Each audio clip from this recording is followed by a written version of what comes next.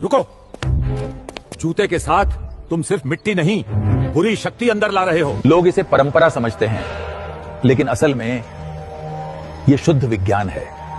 जूते के नीचे मिट्टी के साथ बैक्टीरिया, पैरासाइट और हेवी मेटल चिपके होते हैं। जूता बाहर उतारने से घर का इंडोर माइक्रोबायोम सुरक्षित रहता है। इसीलिए पूरी दुनिया में इसे पब्लिक हेल्थ हाइजीन प्रिंसिपल माना जाता है। हमारे पूर्वज ये बात बिना माइक्रोस्कोप के समझते थे। परंपरा नहीं बदली थी, हमने उसे समझना छोड़ दिया।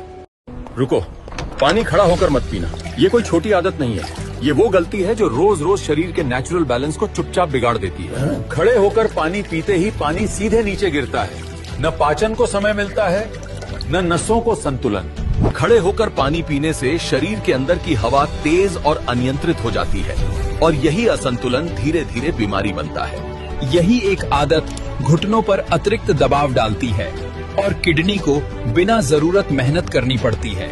जब तुम बैठकर पानी पीते हो तो पानी धीरे धीरे पचता है और हर अंग को उसका सही हिस्सा मिलता है। हजारों साल तक इंसान बैठकर ही पानी पीता था। उस समय कमर दर्द, घुटनों का दर्द आम नहीं था, क्योंकि तब जीवन में जल्दबाजी नहीं, अनुशासन और समझ थी। पानी वही था और शरीर भी वही था, लेकिन हमने डाइजेशन को खराब नहीं किया, हमने उसे बेहतर बनाया। रुको, नहाते समय पानी सीधा अपने सिर पर मत डालो। ये आपकी जिंदगी की सबसे बड़ी गलती हो सकती है और ब्रेन स्ट्रोक दे सकती है। साइंस के मुताबिक हमारे सिर का तापमान शरीर में सबसे ज्यादा होता है और पैरों का सबसे कम। हमारा दिमाग गर्मी के प्रति बहुत सेंसिटिव होता है। जब हम सीधा ठंडा पानी गर्म सिर पर डालते हैं तो थर्मल शॉक लगता है। दिमाग की बारीक नसें झटके से सिकुड़ जाती हैं, जिससे ब्लड प्रेशर बहुत तेजी से बढ़ता है। यही कारण है कि दुनिया भर में सबसे ज्यादा हार्ट अटैक्स और पैरालिसिस के केस बाथरूम के अंदर ही देखे जाते हैं। खासकर सर्दियों में ये गलती जानलेवा है। सही तरीका, पानी हमेशा पहले पैरों पर डालें, फिर घुटने और आखिर में सिर पर। बॉडी को तापमान एडजस्ट करने का मौका दें। सुरक्षित रहें, चाहे घर हो या गुरुकुल। क्या आपने कभी सोचा है कि हमारे यहाँ खाने के समय शोर मचाना क्यों मना था?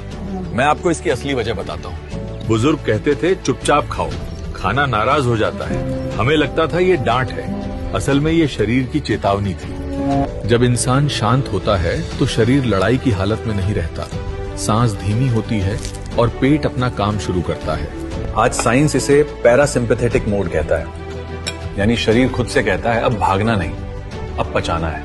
शोर में खाना, गुस्से में खाना और मोबाइल देखते हुए खाने से तो खाना पेट में जाता है पर पचता नहीं। शांत होकर खाया, खाना हल्का लगता था, नींद गहरी आती थी और दवा की जरूरत नहीं पड़ती थी। आज इसे माइंडफुल ईटिंग कहते हैं, लेकिन हमारे पुरखों ने इसे बस सम्मान से खाना कहा था।